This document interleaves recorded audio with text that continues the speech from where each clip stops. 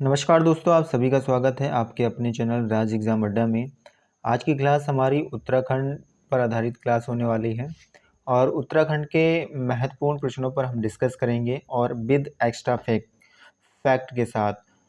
हमने ये जो फॉर्म बनाया है ये वन लाइनर फॉर्म में हम क्लास को लेने वाले हैं और वन लाइनर के साथ साथ हम बहुत सारी चीज़ों को कनेक्ट करने की कोशिश करेंगे प्रश्नों से। तो आज का सबसे पहला जो हमारा प्रश्न होने वाला है, कार्तिकेयपुर राजवंश के प्रथम परिवार का प्रथम राजा कौन था भाई? तो कौन थे? तो वसंत देव थे कार्तिकेयपुर राजवंश के प्रथम परिवार के प्रथम राजा।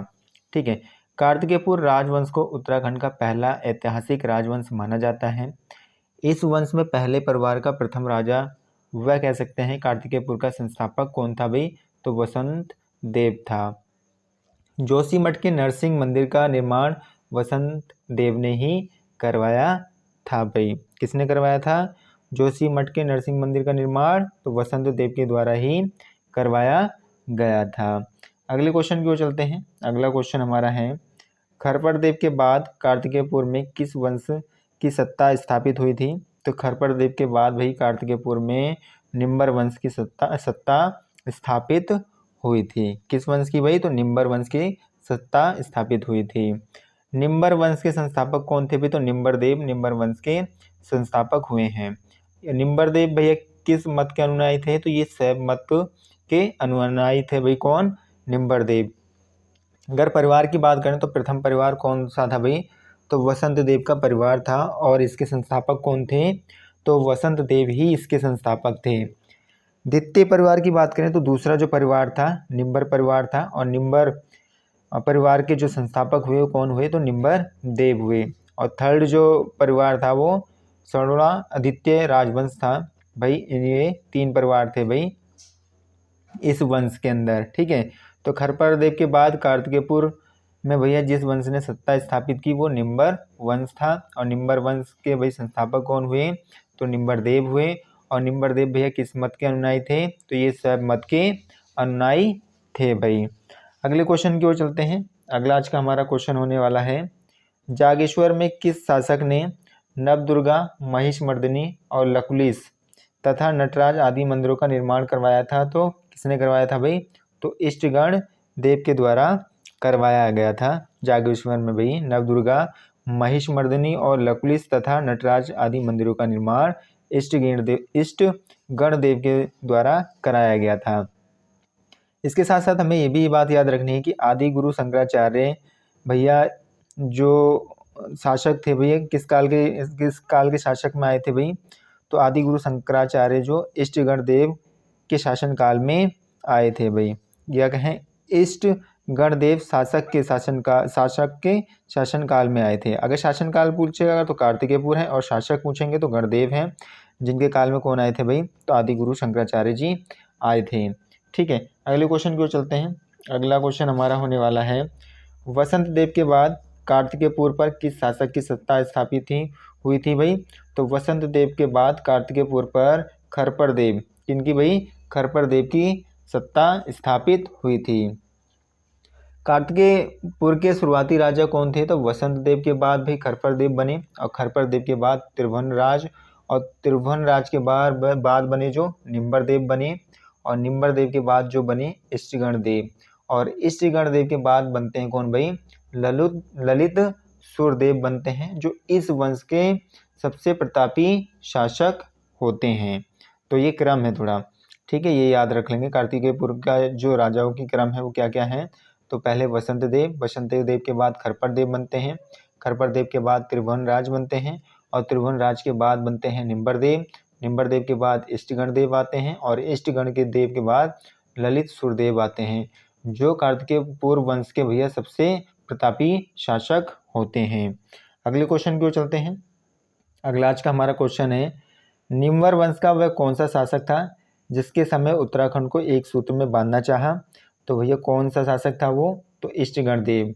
इष्टगण देव भैया उत्तराखंड को एक सूत्र में बांधना चाहते थे और ये इनका पहला प्रयास था। ठीक है, पहला प्रयास था। इष्टगण देव निम्बर देव के भैया पुत्र हैं और ललित सूर्य के पिता इष्टगण देव हैं। ठीक है, अगले क्वेश्चन की ओर चलते हैं। अगला आज का हमारा क्वेश्चन होने वाला है, पांडुकेश्वर ताम्रपत्र में किस शासक को धरती के उद्धार के लिए बारह अवतार बताया गया है? तो किनको बताया गया है भाई? तो ललित सुरदेव को बताया गया है। पांडुकेश्वर ताम्रपत्र में भैया धरती के उद्धारक के लिए 12 अवतार बताया, किनको? ललित सुरदेव को बताया है। कार्तिकेयपुर वंश का सबसे प्रतापी शासक राजा है भैया, और गद्दी पर बैठा था कब? 832 में। 832 में ललित सुरदेव गद्दी पर बैठा था। इस वंश में सबसे ज़्यादा जो लेख मिले हैं वो लेख इन्हीं राजा के मिले हैं। किसके भाई? ललित सुरदेव के मिले हैं। वैजनाथ मंदिर का निर्माण किसने कराया है? तो वैजनाथ मंदिर का निर्माण ललित पुत्र भूदेव ने करवाया है। किसके द्वारा करवाया गया है? तो ललित पुत्र भूदेव के द्वारा वैजनाथ मंदिर का निर्माण कराया गया है भाई।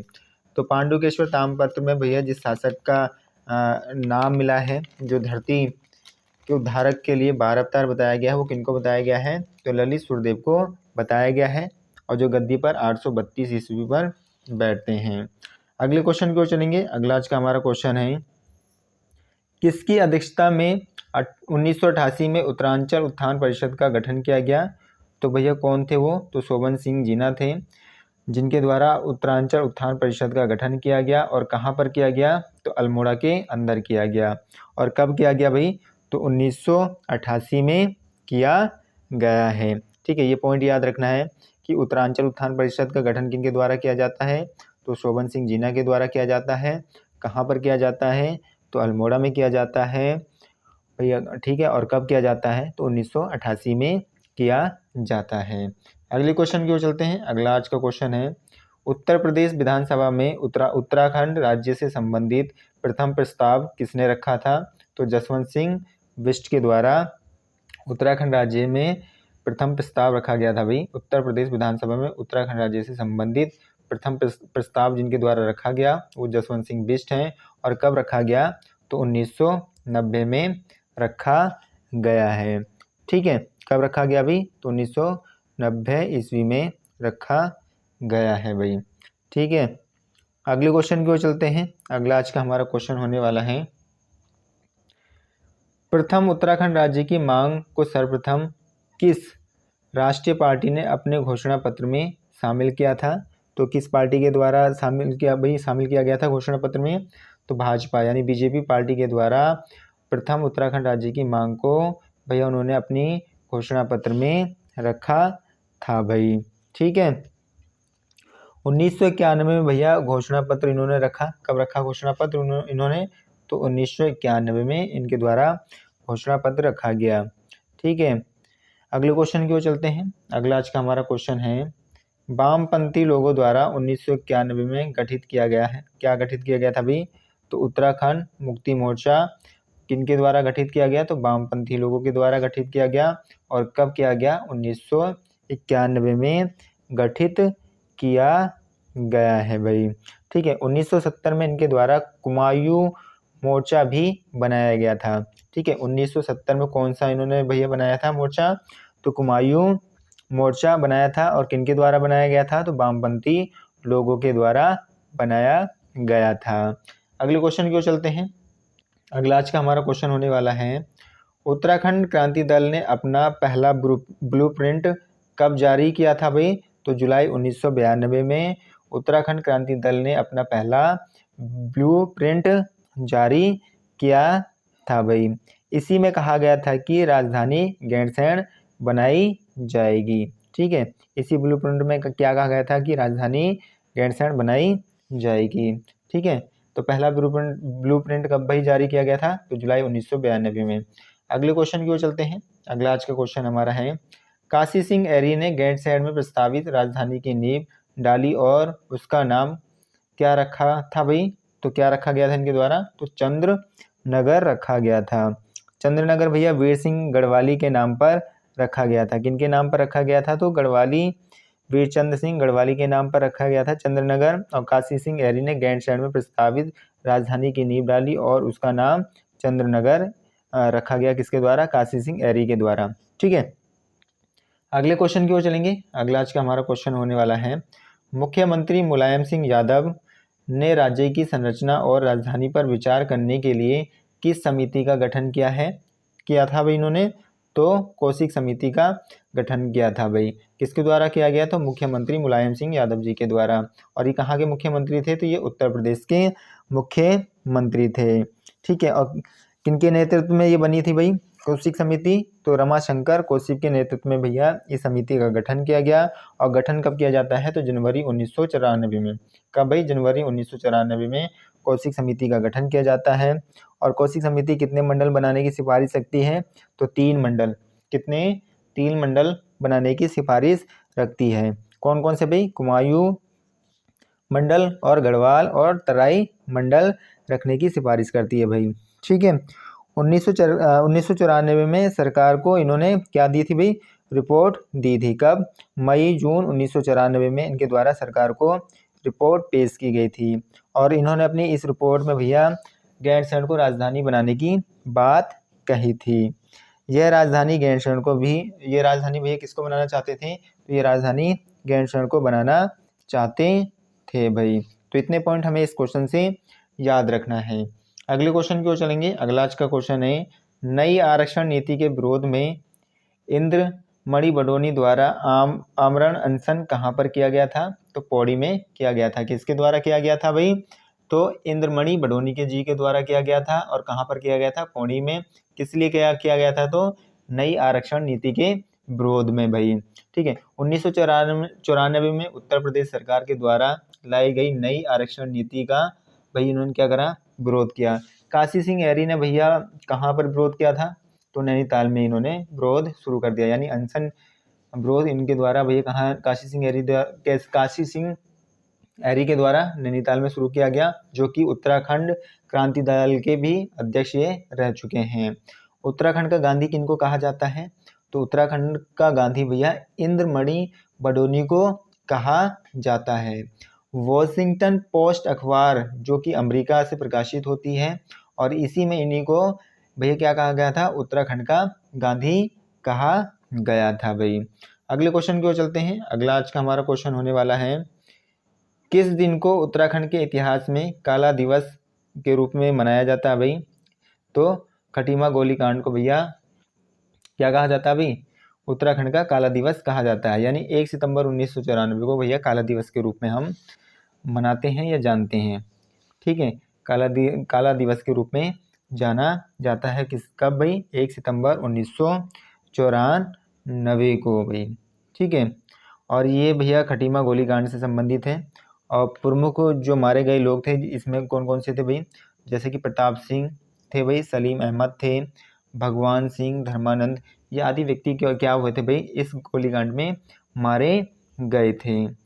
अगले क्वेश्चन को देखेंगे। अगला क्वेश्चन हमारा है, किस घटना को क्रूर शासक की क्रूर साजिश कहा गया है? तो रामपुर तिराहा कांड को भैया क्रूर शासक की क्रूर साजिश कहा गया है। और ये भैया कांड कब हुआ था? तो 2 अक्टूबर 1994 को हुआ था। ठीक है, रामपुर तिराहा कांड को मुजफ्फरनगर कांड के नाम से भी जानते हैं। 2 अक्टूबर को दिल्ली जाते हुए मुजफ्फरनगर यानी रामपुर तिराहा कांड हुआ। इस समय उत्तर प्रदेश के मुख्यमंत्री कौन थे भाई? तो मुलायम सिंह यादव थे। कौन थे भाई? मुलायम सिंह यादव थे। अगले क्वेश्चन की ओर चलते हैं। अगला आज का क्वेश्चन हमारा होने वाला है, लाल किले की प्राचीर से किस प्रधानमंत्री ने सर्वप्रथम उत्तराखंड के गठन की घोषणा की थी? तो किनके द्वारा की गई थी भाई? तो HD देवगौड़ा के द्वारा की गई थी। लाल किले की प्राचीर से भैया उत्तराखंड के गठन की घोषणा। इस समय उत्तर प्रदेश में कोई मुख्यमंत्री नहीं था, और इस समय राष्ट्रपति शासन लागू हुआ था। ठीक है, और शंकर दयाल शर्मा घोषणा के समय कौन थे भाई? तो राष्ट्रपति थे। जब घोषणा की गई तो उस समय राष्ट्रपति कौन थे? तो शंकर दयाल शर्मा थे। और इस समय क्या लगा हुआ था? राष्ट्रपति शासन लगा हुआ था, और उत्तर प्रदेश में कोई भी मुख्यमंत्री नहीं थे। घोषणा कब की गई? तो 15 अगस्त 1996 को यह घोषणा की गई। 15 अगस्त 1996 को यह घोषणा की गई। राज्य जब बनाया गया तो भाई उस समय कौन राष्ट्रपति थे? तो KR नारायण उस समय राष्ट्रपति थे। और प्रधानमंत्री कौन थे? तो अटल बिहारी वाजपेयी प्रधानमंत्री थे। और मुख्यमंत्री उत्तर प्रदेश के कौन थे भाई? तो राजनाथ सिंह उत्तर प्रदेश के कौन थे भाई? मुख्यमंत्री थे। तो इतने पॉइंट कहीं ना कहीं हमें इस क्वेश्चन से याद रखना है। अगले क्वेश्चन की ओर चलते हैं। अगला आज का हमारा क्वेश्चन होने वाला है, उत्तर प्रदेश पुनर्गठन विधेयक को लोकसभा में कब प्रस्तुत किया गया था? तो उत्तर प्रदेश पुनर्गठन विधेयक को लोकसभा में भैया 27 जुलाई 2000 को प्रस्तुत किया गया था। कब प्रस्तुत किया गया था भाई? तो 27 जुलाई 2000 को प्रस्तुत किया गया था। ठीक है। लोकसभा में पारित कब हुआ? तो 1 अगस्त 2000 को लोकसभा में पारित किया गया। ठीक है। और भैया राज्यसभा में कब पारित हुआ? तो 10 अगस्त को राज्यसभा में पारित किया गया। और राष्ट्रपति ने भैया इस पर हस्ताक्षर कब किए इस विधेयक पर? तो 28 अगस्त को राष्ट्रपति के द्वारा इस विधेयक पर हस्ताक्षर किए गए। और राष्ट्रपति कौन थे उस समय भाई? तो KR नारायण राष्ट्रपति थे। और क्या हुआ भाई? नया राज्य बन गया। यानी उत्तराखंड कब बना भाई? तो 9 नवंबर 2000 को नया राज्य के रूप में बन गया भाई। अगले क्वेश्चन की ओर चलते हैं। अगला आज का क्वेश्चन है, हंसा धनाई और बेलमती चौहान किस घटना में शहीद हुई थी? तो हंसा धनाई कौन भैया? हंसा धनाई और बेलमती चौहान भैया जो शहीद हुई थी मसूरी कांड। और मसूरी कांड कब हुआ? तो 2 सितंबर 1994 को मसूरी कांड हुआ। 1 सितंबर को खटीमा गोली कांड हुआ, जिसके विरोध में यहाँ पर प्रदर्शन चल रहा था और यहाँ पर भी कई लोग शहीद हुए। उनमें से जो प्रमुख थे हंसा धनाई और बेलमती चौहान थी। इनके अलावा पुलिस उपाधीक्षक उमाकांत त्रिपाठी भी शहीद हो गए थे। तो किस घटना में पुलिस उपाध्यक्ष शहीद हुए थे भाई? तो मसूरी कांड में हुए थे। और मसूरी कांड कब हुआ था भाई? तो 2 सितंबर 1994 को मसूरी कांड हुआ था। और कौन पुलिस उपाध्यक्ष थे जो शहीद हुए? तो उमाकांत त्रिपाठी भैया थे जो इस घटना में शहीद हुए थे। अगले क्वेश्चन की ओर चलते हैं। अगला आज का हमारा प्रश्न होने वाला है, श्रीनगर में गठित हुए श्रीयंत्र टापू कांड 10 नवंबर 1995 में कौन शहीद हुए थे भाई? तो यशोधर बैजवाल व राजेश रावत। कौन भाई? यशोधर बैजवाल व राजेश रावत भैया शहीद हुए थे भाई। तो श्रीयंत्र टापू कांड कब हुआ? तो 10 नवंबर 1995 को हुआ। और जो इसमें 2 व्यक्ति शहीद हुए कौन कौन? यशोधर बैजवाल व राजेश रावत शहीद हुए थे। अगले क्वेश्चन को देखते हैं। अगला आज का हमारा क्वेश्चन होने वाला है, उत्तर प्रदेश से सटे राज्यों की संख्या कितनी है? तो उत्तर प्रदेश से सटे राज्यों की संख्या भैया 2 है। और वो 2 कौन कौन से हैं? हिमाचल प्रदेश और उत्तर प्रदेश। ठीक है। ये 2 प्रदेश से सटे राज्य हैं भाई। ठीक है। अगले क्वेश्चन की ओर चलेंगे भाई, या इससे पहले हम ये भी जान लेंगे कि हिमाचल प्रदेश से भैया उत्तराखंड के कितने जिले सीमा साझा करते हैं? तो हिमाचल प्रदेश से 2 जिले साझा करते हैं। वो कौन कौन से हैं? एक तो देहरादून है और एक उत्तरकाशी है भाई। ठीक है। और उत्तर प्रदेश से भैया कौन कौन से जिले लगते हैं? तो उत्तर प्रदेश से भैया जो लगते हैं, जैसे कि देहरादून उत्तर प्रदेश से सीमा साझा करता है, हरिद्वार और पौड़ी, और इसी के साथ साथ नैनीताल और उधम सिंह नगर, ये उत्तर प्रदेश से सीमा साझा करते हैं भाई। ठीक है। हिमाचल प्रदेश के 3 जिले उत्तराखंड से लगते हैं। हिमाचल प्रदेश के कितने जिले उत्तराखंड से लगते हैं? 3 जिला लगते हैं। वो 3 जिला कौन कौन से हैं भाई? तो शिमला, श्री रामपुर और किन्नौर, ये 3 हिमाचल प्रदेश के जो जिले हैं जो उत्तराखंड से सीमा साझा करते हैं। उत्तर प्रदेश के भैया कितने जिले लगते हैं उत्तराखंड से? तो 7 जिले लगते हैं। कौन कौन से भाई? सहारनपुर, बिजनौर, मुरादाबाद, मुजफ्फरनगर, रामपुर, बरेली और पीलीभीत, ये उत्तर प्रदेश के जिले हैं जो उत्तराखंड से सीमा साझा करते हैं। अगले क्वेश्चन की ओर चलते हैं। अगला आज का क्वेश्चन हमारा है, अगले क्वेश्चन को देखेंगे। अगला क्वेश्चन है, उत्तराखंड से सर्वाधिक सीमा रेखा वाला राज्य कौन सा है भाई? तो वो उत्तर प्रदेश है। उत्तर प्रदेश सबसे ज़्यादा उत्तराखंड से भैया सीमा साझा करता है। और सबसे कम कौन भाई? तो हिमाचल प्रदेश है जो उत्तराखंड से सबसे कम सीमा साझा करता है।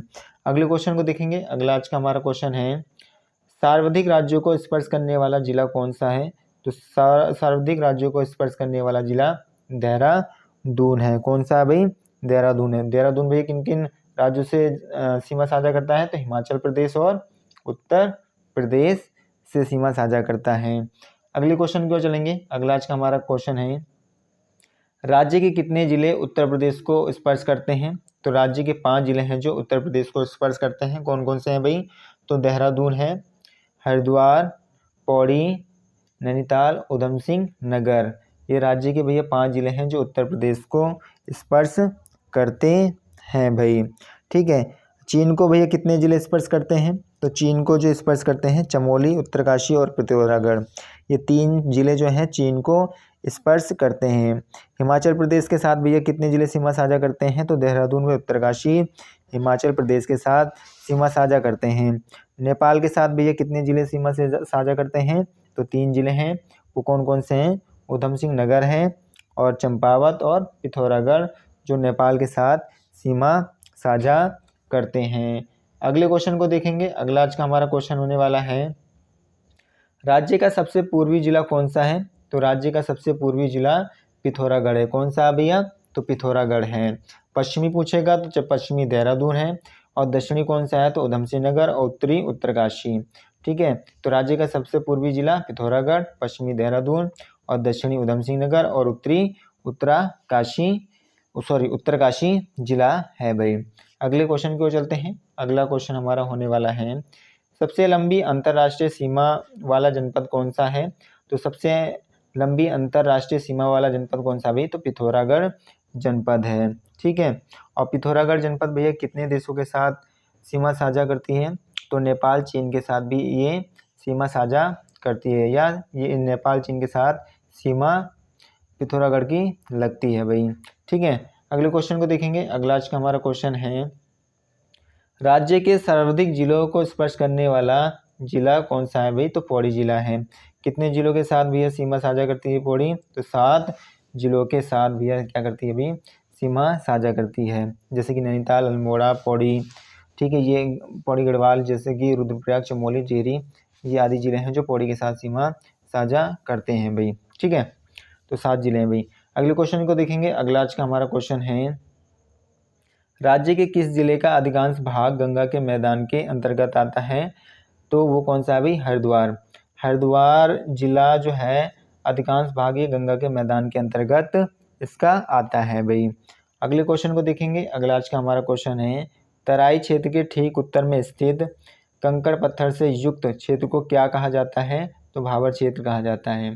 ठीक है। जो कंकड़ पत्थर से युक्त क्षेत्र है उसको क्या कहा जाता है? तो उसको भाबर क्षेत्र कहा जाता है। भाबर क्षेत्र का निर्माण कंकड़ पत्थर व मोटे बालू, ठीक है, मोटे बालू आदि से होता है। यहाँ की भूमि काफ़ी ज़्यादा ऊबड़ खाबड़ होती है। इस भूमि में काफ़ी अधिक मात्रा में कंकड़ पत्थर हमें देखने को मिलते हैं, जो कृषि के लिए उपयुक्त नहीं होती है भाई। अगले क्वेश्चन को देखेंगे। अगला क्वेश्चन हमारा है, उत्तर प्रदेश। ठीक है। उत्तर प्रदेश से सर्वाधिक व सबसे कम सीमा रेखा वाला जनपद कौन सा है? तो सबसे ज़्यादा उधम सिंह नगर और सबसे कम नैनीताल सीमा साझा करती है भाई। ठीक है। इसी के साथ साथ हमें ये भी याद रखना है, उत्तर प्रदेश के 4 जिले जैसे कि बरेली, रामपुर और मुरादाबाद, ये भैया क्या करते हैं भैया? सीमा साझा करते हैं। ठीक है। किससे भाई? तो उधम सिंह नगर और नैनीताल से। पीलीभीत की बात करें तो उधम सिंह नगर के साथ भैया लगते हैं। पीलीभीत जो है किसके साथ लगता है? तो उधम सिंह नगर के साथ लगता है। ठीक है।